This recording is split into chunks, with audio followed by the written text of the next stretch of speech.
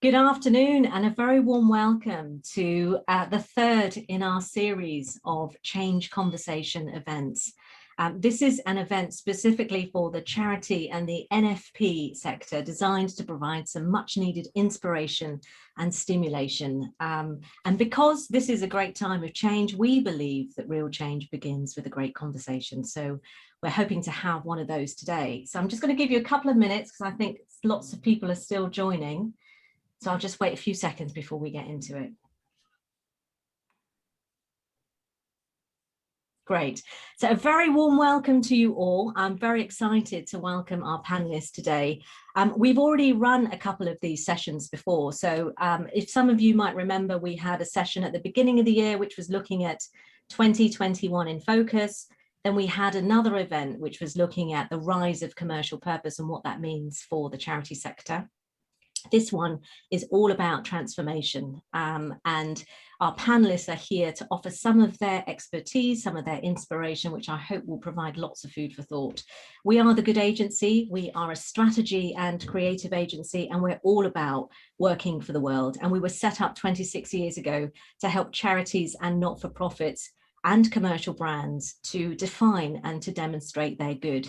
And today we're joined by three super charity CEOs who have in their own unique way transformed their organizations. And they're here to chat, to provide some of their learnings with you. So I'm going to introduce our panelists now, and I'm going to quickly go through their biography because actually you can hear their story from themselves. So firstly, in no particular order, I'm very pleased to welcome Baroness Delith Morgan, who is the CEO of Breast Cancer Now. So very warm welcome to you, Delith. Breast Cancer Now was formed from the merger of Breast Cancer Care and Breast Cancer Now in the spring of 2019 to create the UK's first and most comprehensive breast cancer charity. And she has led two significant mergers in her career, so she certainly knows about transformation. She also spent 10 years at Breakthrough Breast Cancer as the charity's first chief executive from 1996. And before that, she worked at Shelter, Workplace Nurseries Campaign and Asthma UK. After becoming a life peer, she was appointed to the government in 2007, where she served as a children's minister for the Department of Children, Schools and Families, Minister for Intellectual Property and Quality at the Department of Innovation, Universities and Skills, and also government spokesperson for the Department of Work and Pensions in the House of Lords. And she's currently sits in the House of Lords as an independent peer. What a CV. Moving on to our next guest. So we've got Juliette Bovary, OBE, who is the CEO of the Stroke Association. So a very warm welcome to you, Juliette. Juliette has been the chief executive since 2016, and she co-chairs the Stroke Delivery Programme Board with the NHS England and is a member of the NHS Assembly also. She is a World Stroke Organisation board member and also a fellow. Prior to Stroke Association, she was at Macmillan Cancer Support for 16 years in a variety of different roles, from strategy, policy, research and HR. She's also been the Executive Director of Services, overseeing a programme of award-winning innovations and service designs across the UK. She's also worked at the British Red Cross, and she was a trustee of the Long-Term Conditions Alliance and chaired the Cancer Patients Experience Board for University College London. So a very warm welcome to you, Juliette. And finally, but by no means the least, I'm very pleased to welcome Richard Kramer, who is the CEO of Sense. Richard was appointed Sense and Sense International Chief Executive in July 2018, having joined as deputy in 2013. Prior to Sense, Richard worked at Turning Point, the social enterprise organisation, for 10 years in various director level posts, including leading the business function Connected Care, which involved service users in the design and delivery of services across England.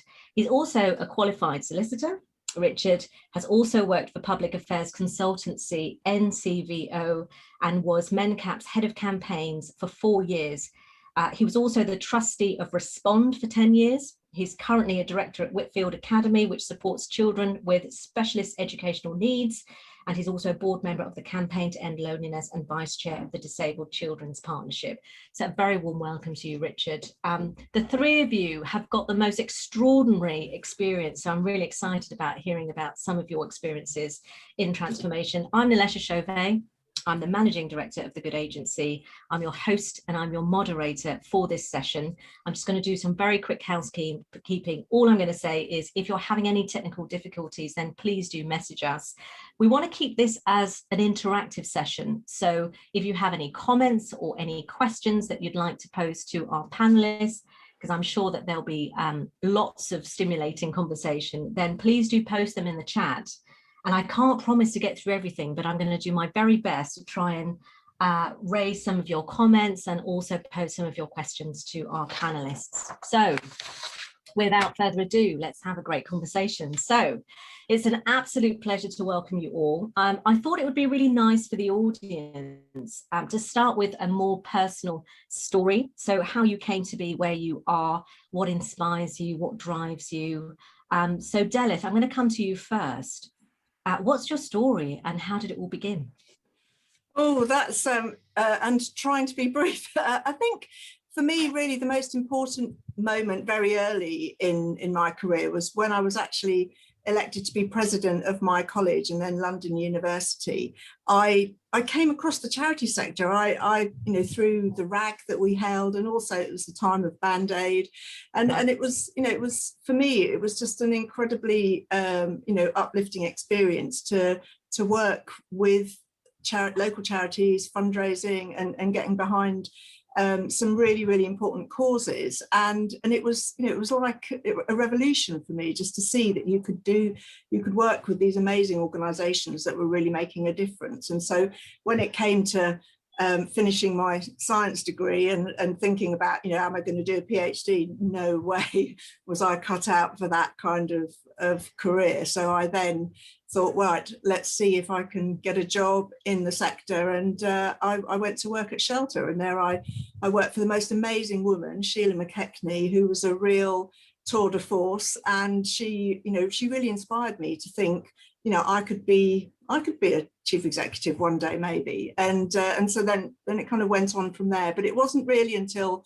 I went to Asthma UK that I realized quite how, you know, how interested I was in the science and the medical research side of things and the communication around that and campaigning on issues of importance to patients. And then, of course, the opportunity came up at Breakthrough Breast Cancer for a director as chief executive, as became, to go there. And it was just amazing because my family, like so many, have been affected by cancer, and it just really motivated me to work in an organization that was essentially about women, working with lots of women, and, you know, and it was a kind of upstart charity, and it was great fun, but it was also quite demanding because the establishment at the time weren't that interested in having lots of, you know, young women dancing around in t-shirts and things. And so it was, you know, it was exciting. It was really good fun, but it was also very, very serious as well. It was about helping to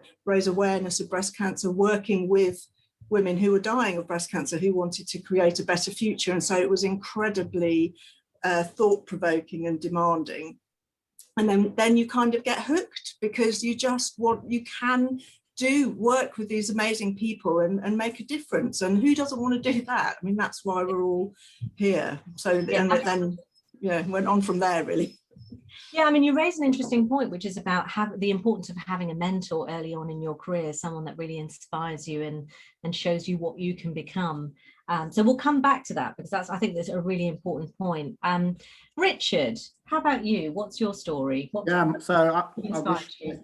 I wish my story was really planned and ordered, but it wasn't. So, yeah, I did start off doing law and qualified as solicitor. I kind of think I had very little choice. I was the first in my family to go to university, had to do a proper degree. I didn't get any buzz from doing law. I would like to think I would be a brilliant solicitor, but I don't think I would. I don't think, maybe I was too creative and innovative, but I think I would have been a lousy solicitor if I'd continued, so I didn't. And so what I felt, how I chose my career was, you fall back on what your passions and interests are and your life experiences. So, you know, I when I grew up, I had a wider member of my family with a disability. I volunteered at Hartpury Hospital, which was a big institution that supports people with learning disabilities. I started a club which was ahead of the times, actually, a club that brought young disabled and non-disabled people together in Archway, and it was set up with neighbours of mine, actually. So, and I was also interested in politics then. I think politics was more exciting and adversarial, and you know, as a 20 something, you were all drawn to that. What I was anyway.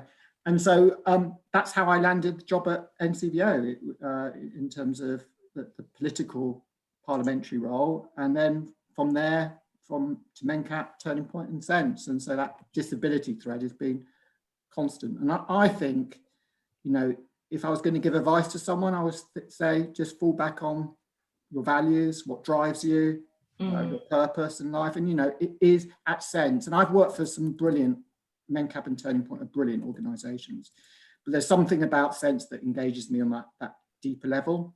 I think, you know, without the support of Sense, people will be excluded or let down by services that just don't meet their needs. I think, you know, when I look at our work, many of the people we support have very high support needs, and they communicate differently, maybe through sign, through symbols, through gestures, through behaviours, and we provide very personalised, tailored support, and then at scale, and that's remarkable. But when you take the time to appreciate an individual's different view of the world, it's enriching. It opens up a new world to you. And I think the nature of our work means that our staff have a real intimate connection with the individuals we support. And that's where the real power of connection exists, because when we connect with another person, we reveal new capabilities, not just in them, but in ourselves. And I've learned a lot about myself through the work that we provide. So I think, to conclude, Sense is an organisation whose values reflect my own. You know, I do need to provide clear vision and leadership to run a charity well and efficiently. But at the same time, we can understand others' perspective, bring our passion to work, and be motivated by empathy and compassion, which I try and do every day. So that's my journey, that's my story. Wonderful. Thank you for sharing that, Richard. And we'll come back to that point of the importance of intimate connection, because that's a very big point that's particularly pertinent now. Juliet, over to you. What's your story? Yes, it's interesting hearing Delith and Richard's stories, because I think there's parallels. I mean, you know, I too kind of, I suppose I went with the voluntary sector because it aligned with my values. When I left university, I worked for a public affairs consultancy and did quite a bit of lobbying in Westminster and Brussels for private sector companies. And, you know, it was intellectually stimulating, but I just didn't get real job satisfaction. And I kind of realized, actually, you know, you spend most of your waking hours Monday to Friday at work. You might as well do something that you enjoy, but also aligns with your personal values. And so I made a conscious decision in my early 20s to join the voluntary sector. My mother was a real sort of leading force as a volunteer in the Girl Guides for most of her life. She never had a paid job, but she got really kind of senior in the Girl Guides. And so she was a bit of an inspiration for me. And then I think I was just lucky. My second job in the voluntary sector, I worked for somebody who was such an inspiration. It was Sir Nick Young, who then went on to be chief executive of the British Red Cross for years. He was my boss when I was in my early 20s. And I was so lucky because he just believed in me in a way that he just threw me into things, made me do things I never believed I was capable of. And I've just never looked back. And I just absolutely love working in the voluntary sector because you have that ability to dream and to really kind of think big, and in our own small ways to make a difference for people who are so much less privileged than us. And, you know, I sometimes wonder in my existential moments about, you know, why we're here at all. I hope it's to do it, just to leave behind a little footprint of good. And, you know, I've worked in the voluntary sector now, 30 years, and really particularly passionate about health and social care. My late husband very sadly died after 5 years with a brain tumour when he was only 39. My mother lived for 16 years with cancer. And I think it just made me so passionate about improving health and social care outcomes. And I had a super time at Macmillan, but there's something about the Stroke Association that I just adore, because it's a charity that hasn't realised its potential yet. It's a charity that has great people, that does really good work, but it needs to scale that, and it needs to put stroke as a much bigger priority, given how many people it affects and how disabling it can be. So it feels like a real challenge. And like Richard, the thing that keeps me going every day is, yes, it's my peers who I'm constantly learning from, but it's stroke survivors. I mean, they are absolutely remarkable people in terms of their resilience, their positivity, their ability to achieve life goals when they have so much to contend with, and they're the inspiration. And I think, my goodness me, if they can achieve so much individually, wow, what can we do collectively? So yeah, it's we have fun jobs, I think, but jobs where there's a big responsibility too, because we're stewarding public money, and so we absolutely need to make sure that all those people who are baking cakes for us, rattling tins on the street, that we're spending every pound wisely and well. So it's a responsibility as well as a real privilege. I mean, I think what's really striking about the three of you is that even though you're representing very different organizations, what unites you is your passion. You're all very, very passionate about what you do, and two of you have talked about the importance of having a role model and inspiration very early on in your career to really direct and to channel that passion. But you've not chosen an easy path. The third sector is not an easy path. So tell me, where do you think we are now post-pandemic? Because we've had one hell of a ride in the last year. How have you got through it, and what has been your greatest learning? Richard, I'm going to come to you first. Okay. Well, I think there's something in terms of greatest learning is probably, I'm going to answer this from the perspective of a bloke on the panel, if I may, because I think there's been a transformation in personal leadership amongst male blokey leaders. Yeah, there has, absolutely. I think part of us, we've moved away from adopting a work persona, comparing ourselves to others, pretending to be strong, wanting people to respect us, to being yourself, it's okay to be vulnerable. It's all right to learn from everyone. And I think, what marks this crisis is that it's been systemic. All of us have been touched by it, and there isn't we all know about crisis management, but there isn't a book on managing the pandemic over the last 50 months. There might be a flurry of books coming soon, but we've had to rely on processes and organization, but also instinct and adrenaline. And with leadership, we're usually taught that if we want to change, it needs to come within, and then we role model that change. But the catalyst for change has come externally, and the collective trauma of last year and this year has provided that catalyst for change. So I think my learning is that it's created an environment that's much more conducive to being authentic and vulnerable as individuals, as teams, as organizations. We've carved out new organizations, new conversations with people, sometimes just to distract from the heavy burden dominating our lives. We're more open with one another. We're more willing to learn about our colleagues.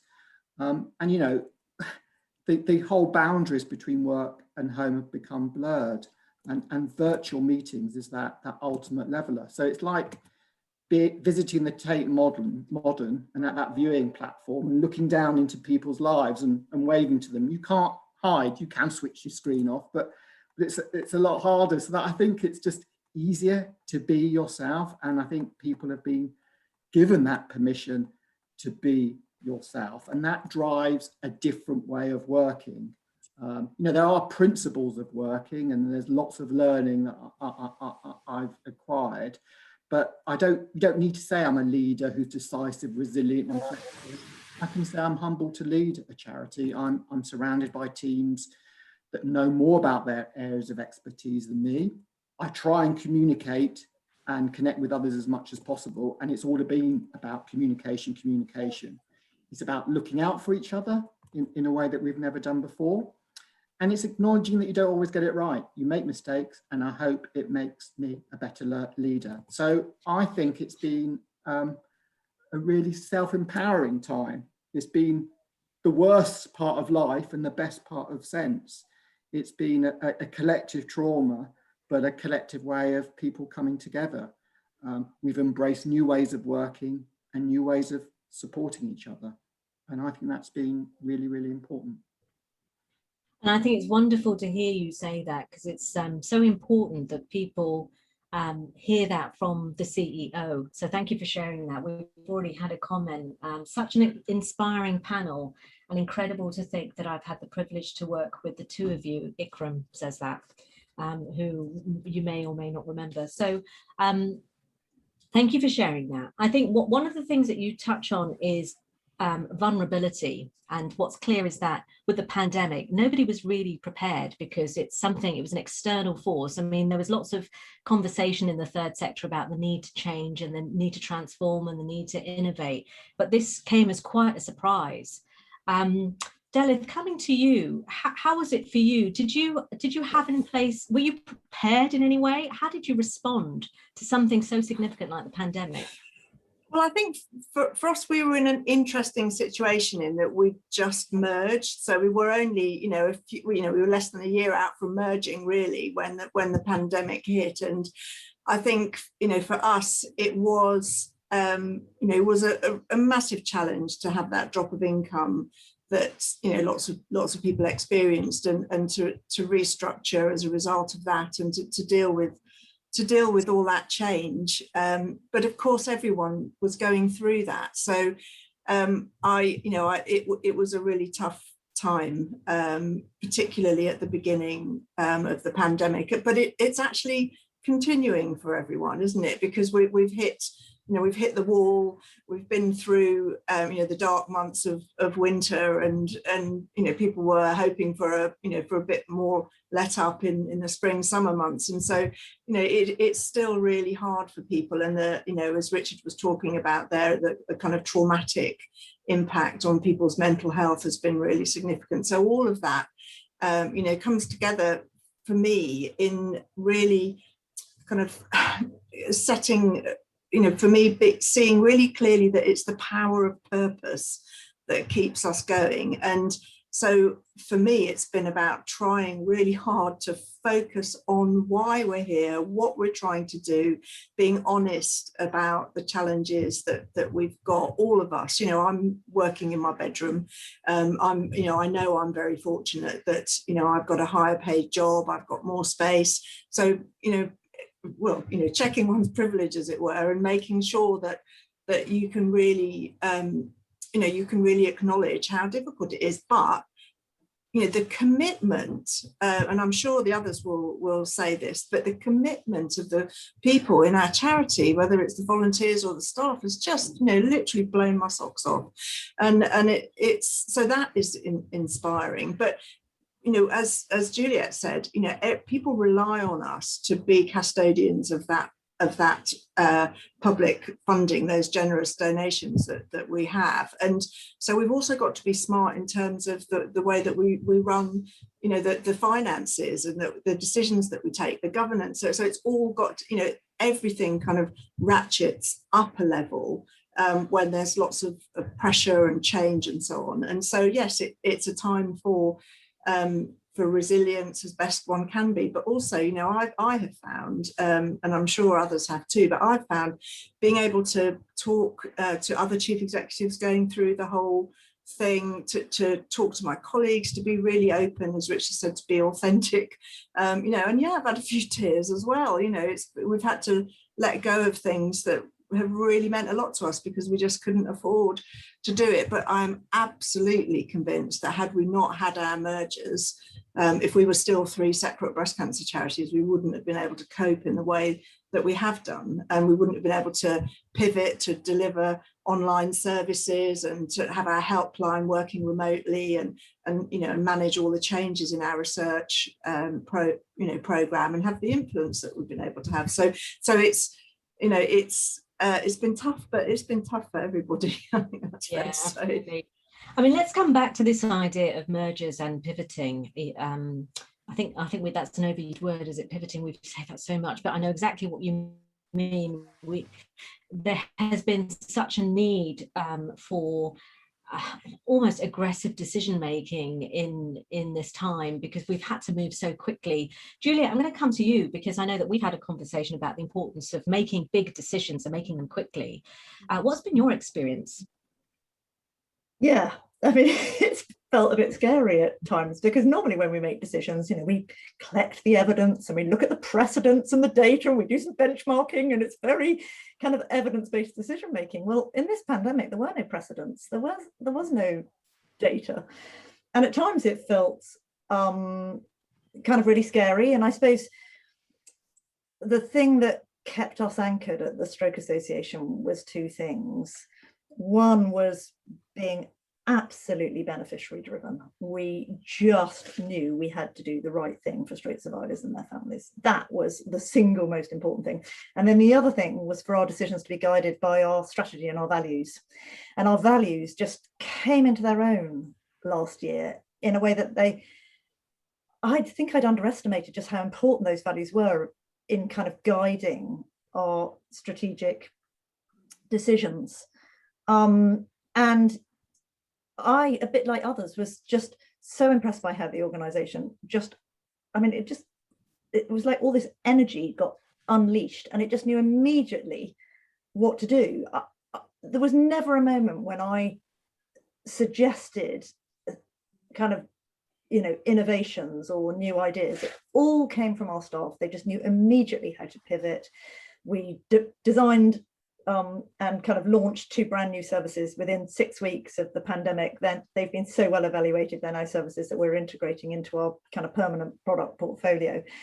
And it was just so lovely to see that leadership being distributed and them feeling that they had the confidence to know what to do. And so I felt like my job was just to kind of keep encouraging them and setting the conditions. But, you know, I did have to be really visible. You know, my leadership style is to be quite collegiate, and I'm not a leader who always feels comfortable leading from the front, but the organization really needed me to be super directional and visible, but also, yeah, really compassionate. I mean, there were times, you know, when, you know, we were all really struggling. I was really struggling, and we had some kind of amazing conversations where it felt like the whole organization was bonding through this shared adversity.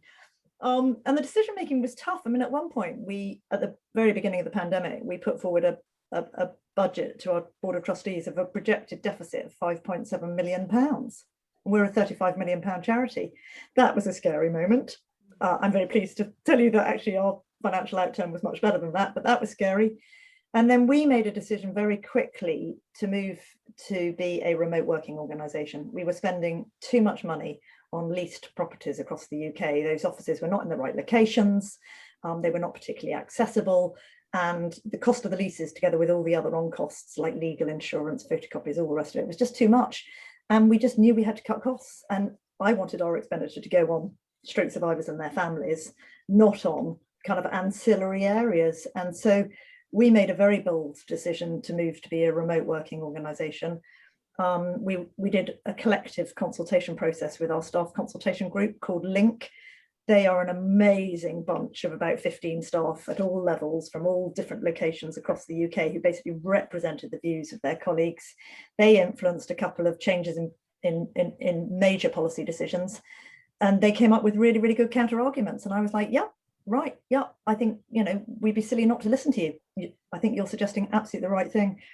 And then from the 1st of October, 1st of October last year, we've basically become a remote working organisation, and we're only keeping our major offices that are big enough to allow us to comply with COVID social distancing guidelines.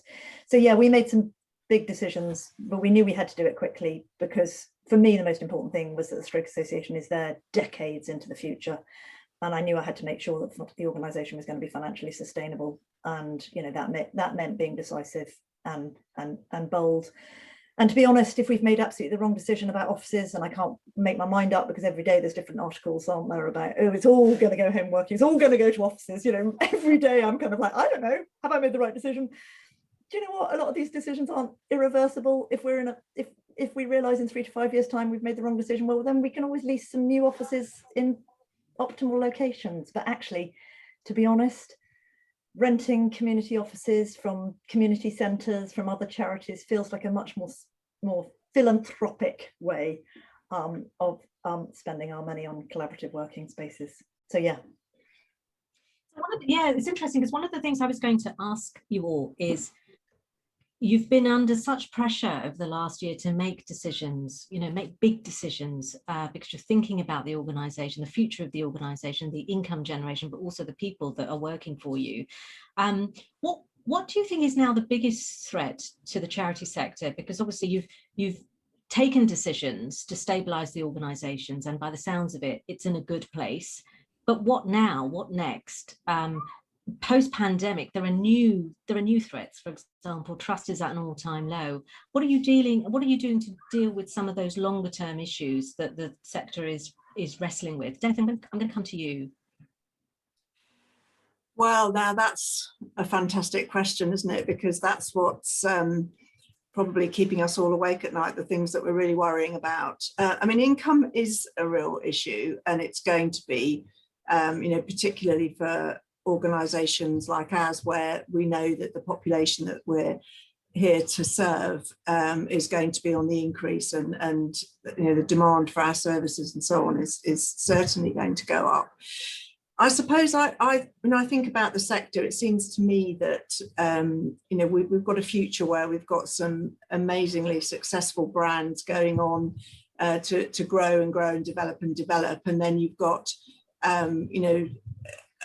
a large number of extremely kind of resource poor organisations who are working in their communities, representing the interests of their communities, whether it's location or life experience. And it's how do we as a sector make sure that we can really collaborate and work together in the interests of our beneficiaries, and that we don't just become a really significantly diverging sector with some very, very rich and successful brands and some very, very poor, struggling, smaller community charities. And I just think that that's a real challenge for us going forward.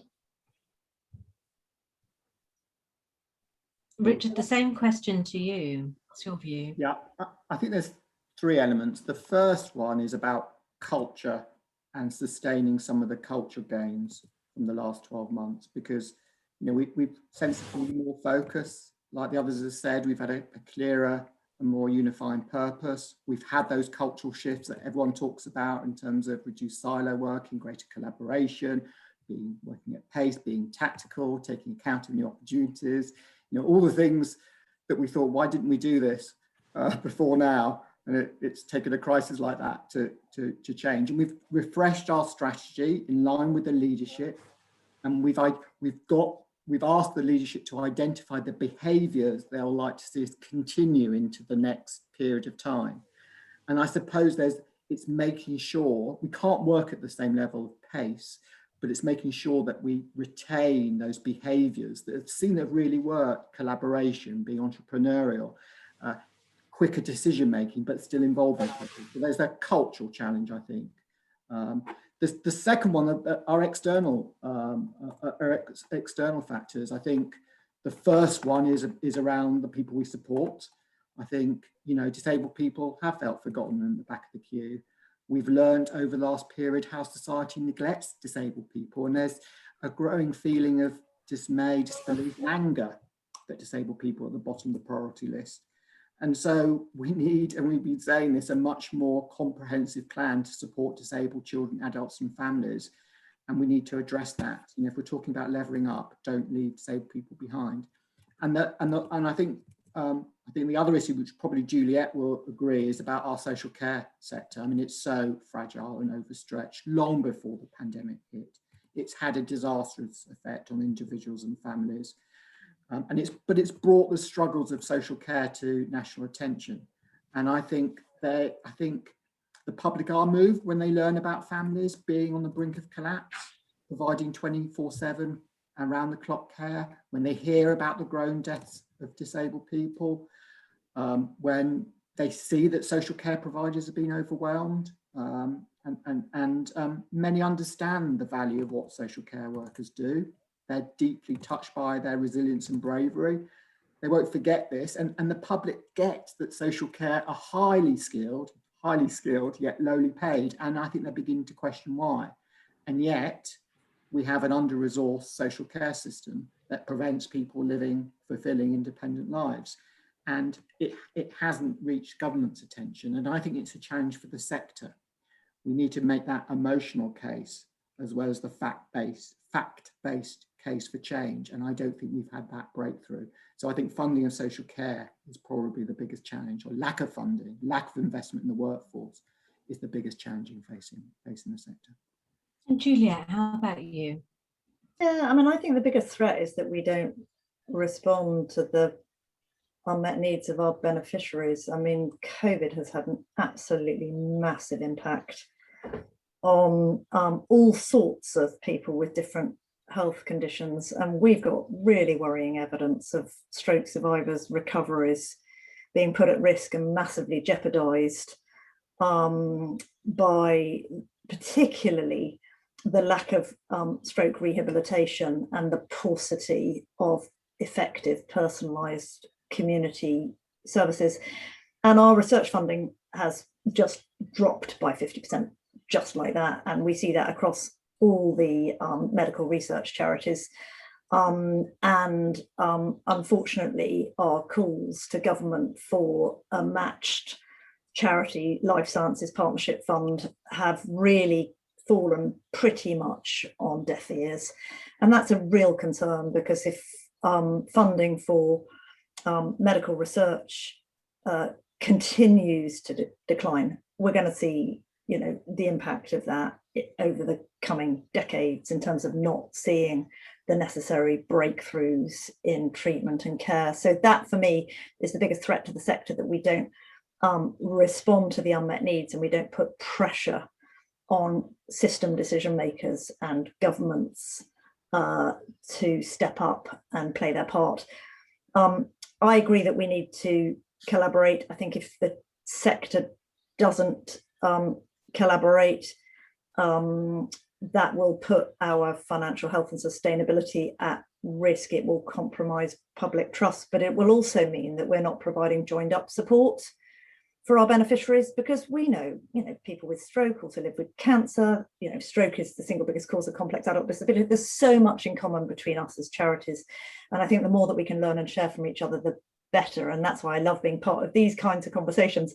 And actually, one of the really good things from COVID, Delith mentioned it, but there's been so much more collaboration between the charity chief execs, really open sharing. And I really hope that we build on that. And then I think the other observation that I have, and it's a threat if we fall back into our old ways, is I think what we've done in the last 12 months is really put the kind of mental health and well-being of our people, our staff and volunteers, centre stage, haven't we? And I think previously I thought our well-being strategy was a sort of nice to have strategy, but I didn't realise how it absolutely had to be foundational to the organisation's growth and success for the future. So I think the more that we as leaders really support our staff, recognise some of their well-being challenges, and frankly listen to them, because they're the subject matter experts, not us, the better. And if we don't do that, and we're not listening to our beneficiaries, and we're not listening to our staff and volunteers, then guess what? We'll become irrelevant. We'll be not providing the kind of services and delivering on our mission that we need to, and that's where the sector will come adrift. Juliet, that's where all the kind of role modelling efforts that we make. I mean, we're trying to be authentic, trying to support the wellbeing activities, you know, do the walking challenge or whatever it is, but actually being yourself and being vulnerable, and that's all part of the kind of role playing, not role playing, the authenticity, and that we really need to show, that I think Richard was talking about earlier as well.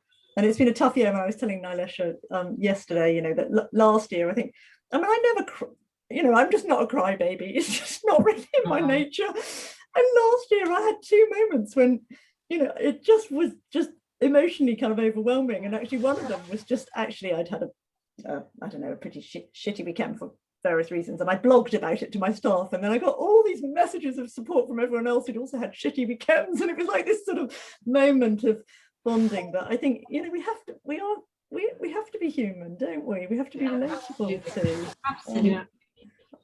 Well, go ahead, Delith. Go ahead. I was just going to say, talking about crying, I've just seen something in the chat pane, and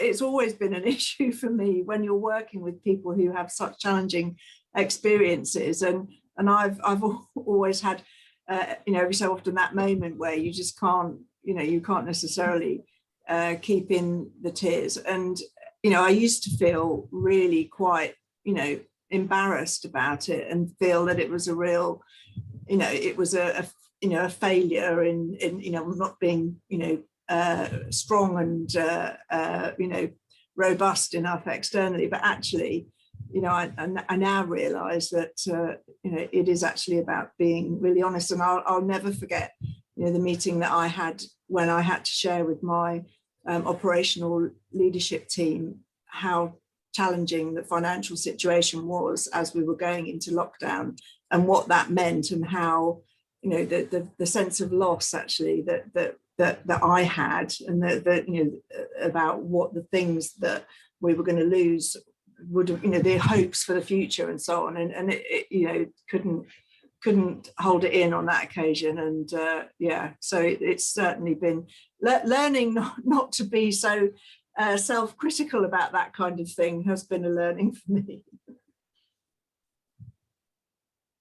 Yeah, it's a difficult one, isn't it? Because there's a tremendous pressure, I think, on the CEO of the organisation to set the vision, to hold the energy, to keep. I mean, that's the job. That's what you're paid to do. But at the same time, I think there has been a real awakening to a new way of leadership and a new style, and the ability and that it's okay to show your vulnerability. And actually, that's what wins more support from your staff. They need that permission from you. So it's lovely to hear you talk about that. I want to switch the conversation a little bit now to talk about the future and growth.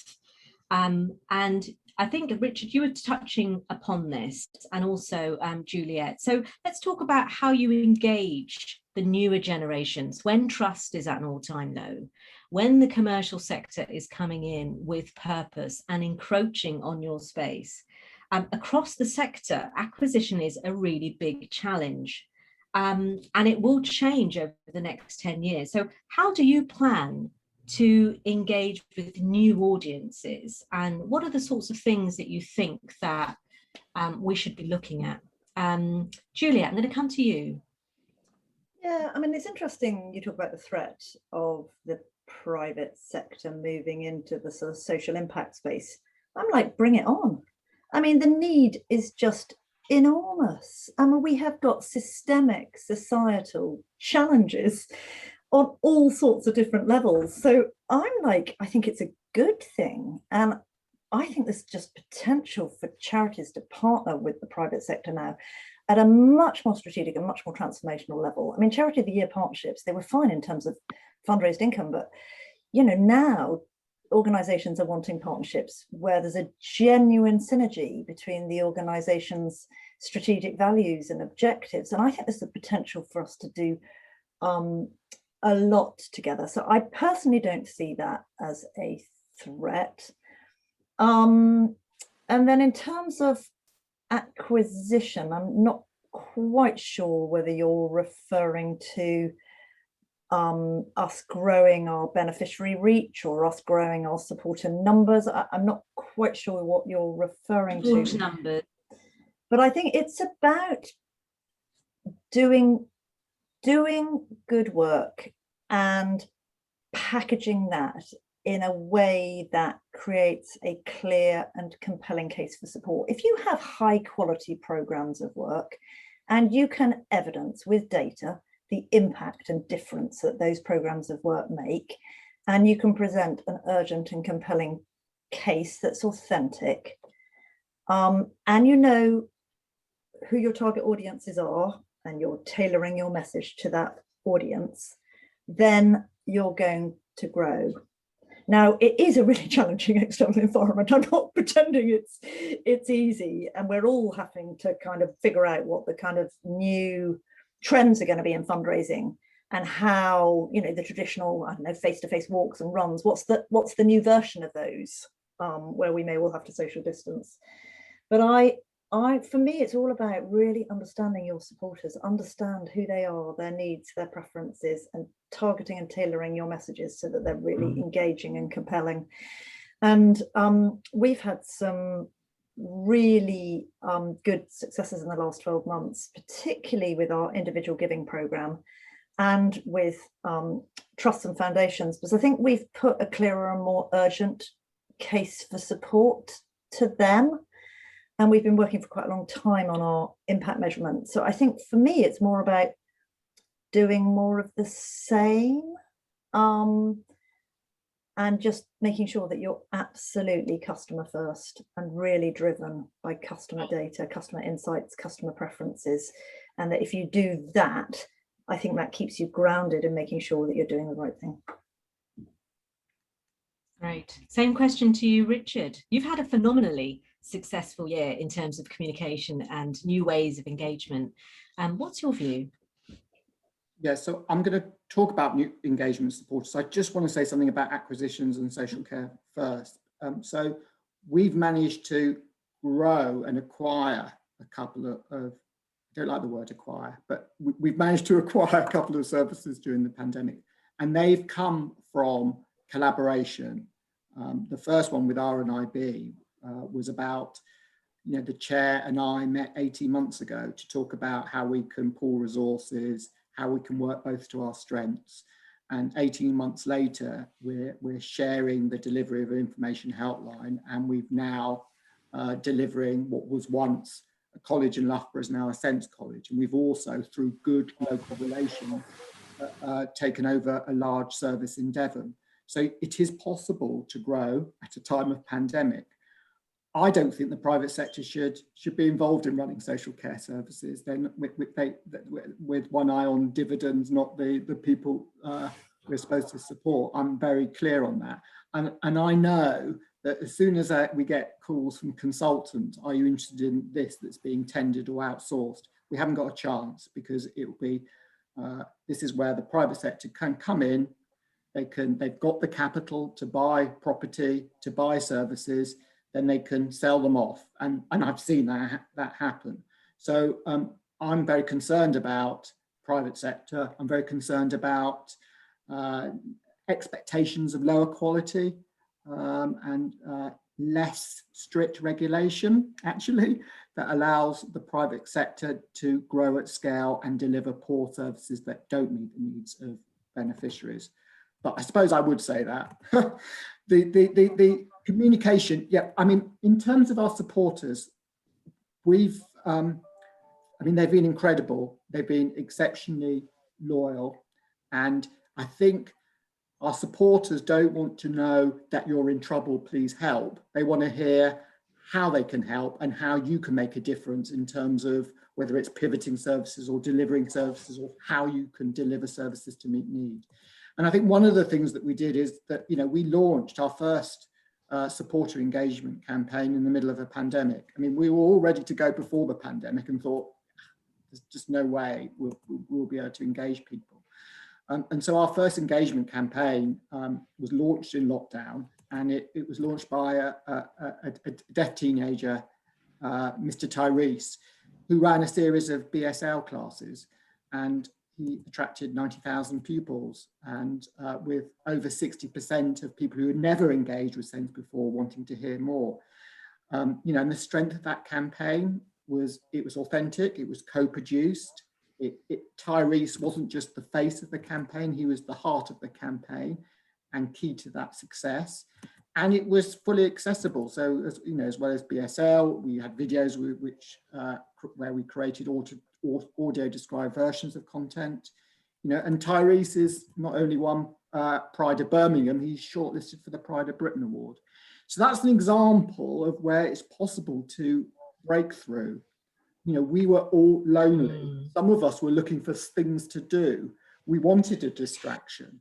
And BSL is a wonderful skill that it's a fun skill to learn, and people did have a go. So I think the lesson from there is that you can, I mean, it was a stroke of genius from our director of engagement to say, let's do it. But it really worked. Maybe a bit of luck, high quality content, of course, supported by good agency, but also it hit a nerve. And I think it is still possible to maintain the trust of your supporters during this time and in years to come. But trust is such a narrow thing. You know, it's like visibility. We all think we're visible until we're not. We're all wanting to do our best to trust, to ensure the safety of our services. And then sometimes it doesn't work out like that. But I think there's quite a lot that has inspired me and Sense as an organisation during this time. Delith, I'm going to ask you the same question, and then I'm just going to go to some of the questions from our audience. We've got 10 minutes left. So Delith, if you could also answer that question about reaching newer generations and acquisition, what's your thoughts? Well, I think it's worth remembering that for Breast Cancer Now, our legacy charities, Breakthrough Breast Cancer Campaign and Breast Cancer Care, were asking potential donors to choose.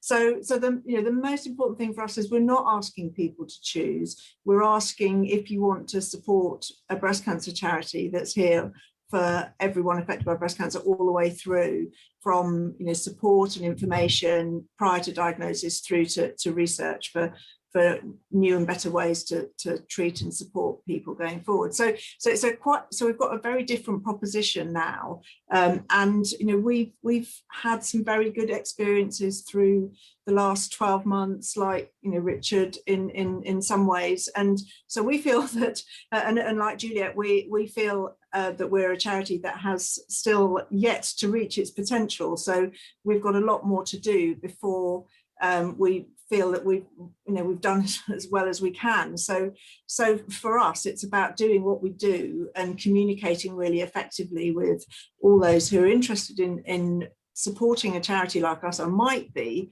and to make sure that our communication is really, really well targeted, that we are including diverse audiences. We're not just all about being that white middle class charity. We are really thinking about our communications and being there for everyone. So we feel like we've got, I don't mean headroom, but we've got a lot more potential to realise yet before we could feel like we're exhausting our opportunities.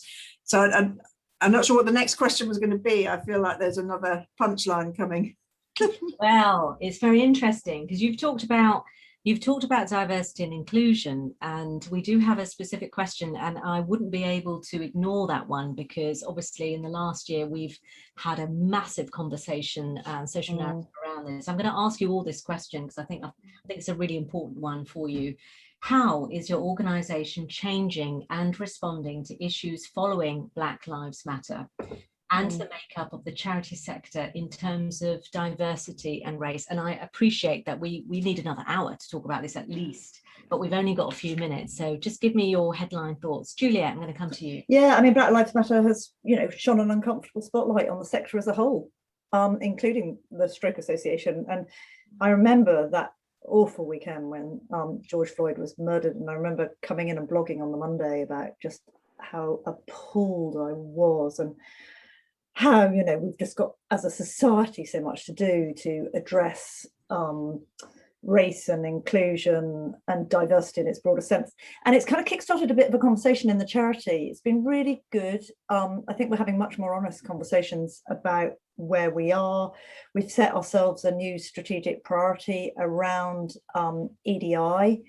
We measure in our staff engagement survey the extent to which people feel that their voice is heard and they're able to bring their whole selves to work. And we've been measuring that for the last 3 or 4 years. And it's really encouraging to see more people every year saying, yep, I feel better able to have my voice heard, better able to bring my whole self to work. But in terms of diversity, we are pretty typical of the sector. We are very female, we are very white, we are quite middle class. Our service users do not represent the communities where stroke is most prevalent, because we know that stroke is most prevalent both in socioeconomically deprived communities, but also in certain Black and minority ethnic communities. And the data on terms of our beneficiary reach does not represent that. We are predominantly white at senior levels. So we've got some real challenges. So we've set ourselves a new strategic priority around equality, diversity and inclusion for ourselves internally, and we're working on that plan and those targets. But we also want to do a lot more in terms of health equality and in addressing inequalities. So again, that's gone right up our strategic agenda. And I think, you know, the kind of great advantage of Black Lives Matters is it's forced us to have just much more honest conversations. And in Race Equality Week, we had some really nice, we did a whole week of kind of public conversations where, you know, quite a lot of which I was involved in with our people, you know, Black and minority ethnic staff, kind of talking about their experiences. And we're just trying to give ourselves permission to have some of these conversations that might sometimes have, that they sometimes feel a bit uncomfortable, but I think that's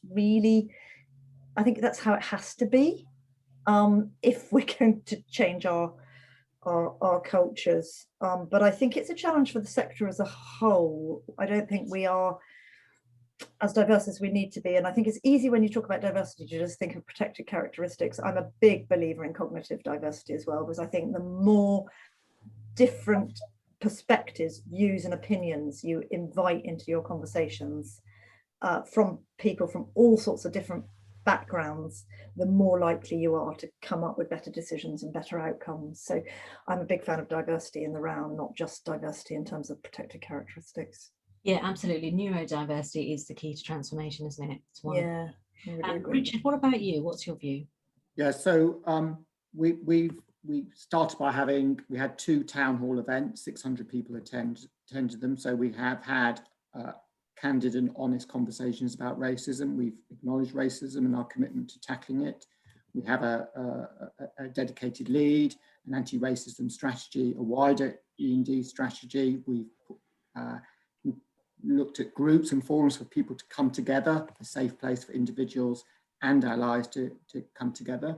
We're on the start of the journey. The main initiative that we're working on at the moment is that Sense is working in partnership with a major college in Birmingham, looking at how we can recruit more Black, Asian, minority ethnic people from the most deprived communities, how we can offer bespoke social care qualifications and develop a leadership course, not a leadership course about being the next CEO, but a leadership, how do I get my first job, my first promotion, my first foothold, so that there's not a blockage for me moving up in a career. And rather than doing it on our own, we're set it up with the college, but we're also involving Acorn, St John Ambulance, and another, it's gone the name, to really work together. So it's not just us, we want to give people a choice of career, not just Sense, but opportunities to work in other arenas. And we're determined to do something about it. And the key thing is data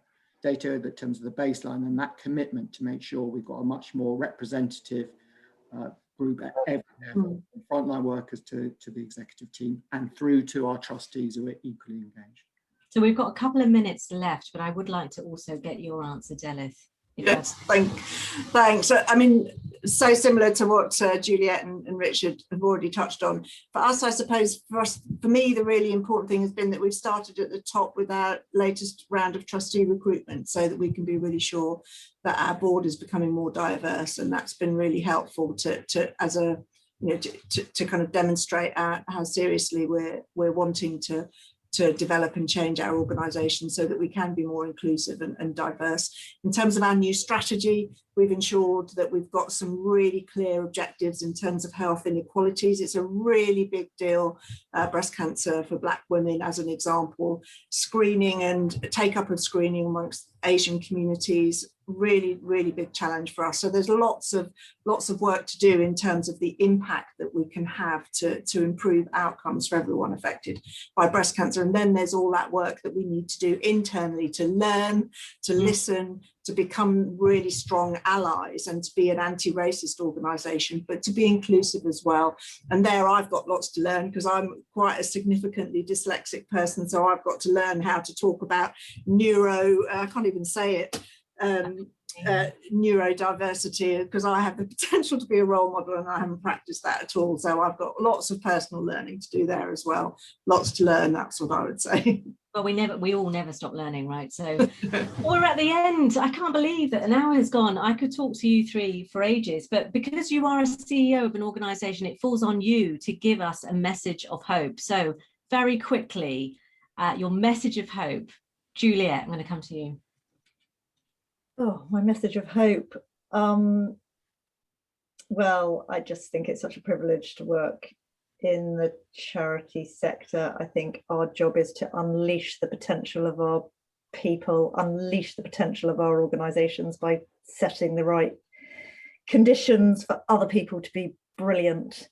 And I suppose my message to everybody on this call is believe in yourselves, trust yourselves, keep thinking big, and keep remembering, the big reasons why our charities exist, and the big kind of, the big kind of goals that we've got to achieve with and on behalf of the people we're here to serve. And if we can remember that and believe in ourselves and be bold, then yeah, we'll make a difference. Thank you. Richard. I mean, I think change and innovation can follow periods of crisis like this, and we can use the opportunity to use the collective strength of our organisation to good use. Like Juliet, to be humbled by the tenacity and resilience of our staff, and a reminder of what we do every single day. And third, I just put this in the chat, practice what you preach. I think this is a tip, that actually do remember your own boundaries, take time off, try and do a bit of exercise. Mindfulness, meditation is great, but leading by example does mean looking after yourself as well. And I think we've all got permission to do that. And Delith. Well, I'd say do what Richard and Juliet say. I think purpose every day, think about how you're achieving your goals. And yes, you've got to be authentic, be yourself. And as a leader, you really do have to walk the talk, because if you don't, then who's going to believe what you stand for? So absolutely, yeah, take those breaks, take that exercise, have those boundaries. Thank you so much. It's been a pleasure and a tremendous privilege for me to hear you talk. And what's so striking about all three of you is that you've brought your individual experiences to bear and your own stories, but actually what unites you is your entrepreneurial mindset, but also your humanity. So thank you for sharing that with the sector today. And I've had lots of questions about, can we have a recording of the session, because people have found it so uplifting and so helpful, and absolutely you can. So just write to us at the hello address on our website and we'll make sure that you get that. Do join us next time for the next change conversation. We will have another stellar lineup of people from the sector sharing their opinions to give us some inspiration. Again, thank you to all three of you. It's been fantastic talking to you. I could talk to you for another 3 hours, but time has come to say goodbye. Thanks very much. Thank you very much. Cheers. Thank you. Bye-bye.